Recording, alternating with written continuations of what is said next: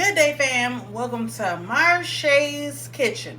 Today I'm going to show you how I make my cold brew. I am a cold brew girly. I like hot coffee, but I mainly drink cold brew. So I started out making cold brew in my half a gallon container, which is literally simple like this. You can get this off Amazon, but I moved up to the gallon size container, which is by the Zule Kitchen. It comes with a filter, obviously the gallon size container, and I like it because it has the spout, so it's easily to just pour the cold brew in your cup.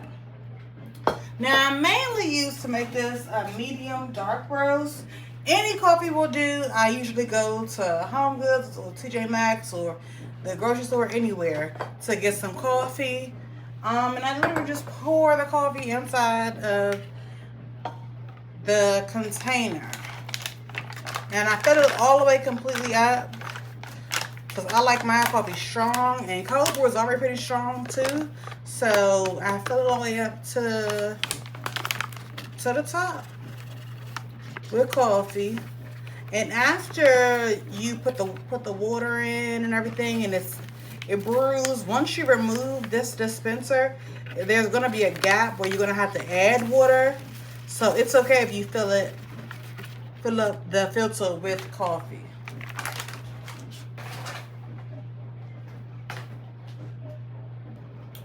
All right, now we're almost done filling up our filter with the coffee grinds. Again, this is the medium dark roast coffee. I'm using Folgers today, which is really good, but you can use any coffee that you like.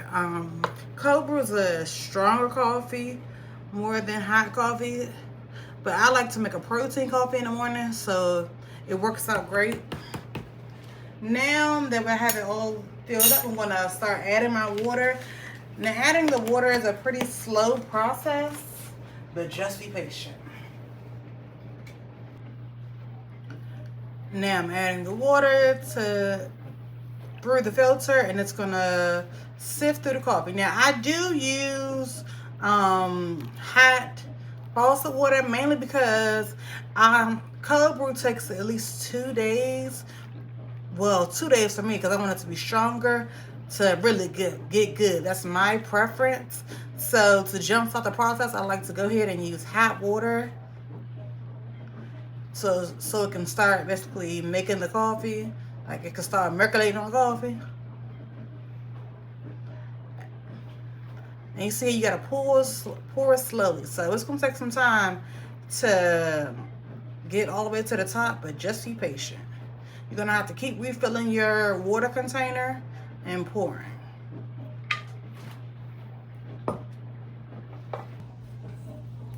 All right, we're finishing up. Almost done.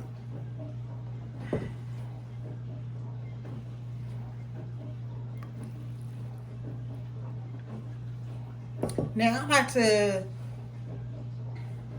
make sure that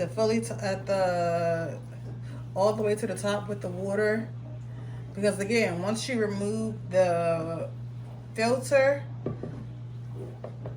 you're gonna have some space where you need to fill up. You're gonna have some space where it's just cold for your coffee only, and you need to fill that space up with just cold water. Because right now you're making a cold brew concentrate, if you will. It'll be too strong to drink on its own. All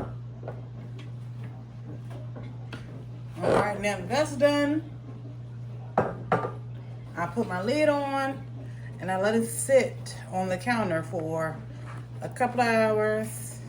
Then I'll put it in the fridge to percolate for 2 days before drinking it. All right, now that we've finished making our cold brew, I let it sit on the counter for a couple of hours. And then before the night is over, I'm going to put it in the fridge, let it sit for 2 days before drinking it. Remove the filter and fill the rest of my gallon size container up with some water, some cold water, and it's ready to serve. I like to serve mine over ice with a protein shake and a good skinny syrup. My favorite right now is cookie butter. Thanks for watching.